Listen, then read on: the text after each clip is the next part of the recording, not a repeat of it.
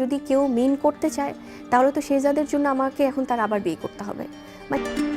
Nexus টেলিভিশনের এক সাক্ষাৎকারে আমন্ত্রিত অতিথি ছিলেন চিত্রনায়িকা শবনম বুবলি। বুবলির কাছে জানতে চাওয়া হয়, আপনার উপরে ইদানিং অনেক ঝড় যাচ্ছে, এত ঝড়ের মধ্যে আপনি কিভাবে ভালো থাকেন? ভালো থাকা কি এত সহজ?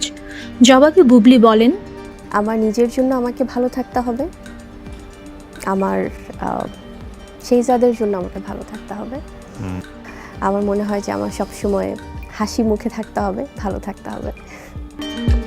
বুবলির কাছে আরও জানতে চাওয়া হয়, শাকিব খানের সাথে আপনার প্রেমের সম্পর্ক কিভাবে হয়েছিল?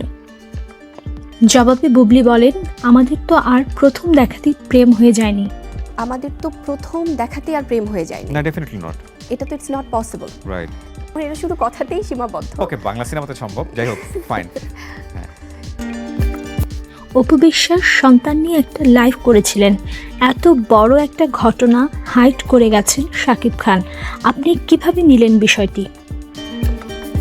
পয়েন্টটা ঠিক সেখানেই, যখন আপনি লাইভটা দেখলেন তখন তো আপনার জন্য এটা শকিং ছিল যে এত বড় একটা ঘটনা যেটা হাইড করে গেছে শাকিব খান, রাইট?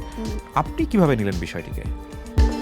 বিকজ তখন তো আসলে এমন না যে আমাদের মধ্যে কোনো কমিটমেন্ট বা আমরা ম্যারিড বা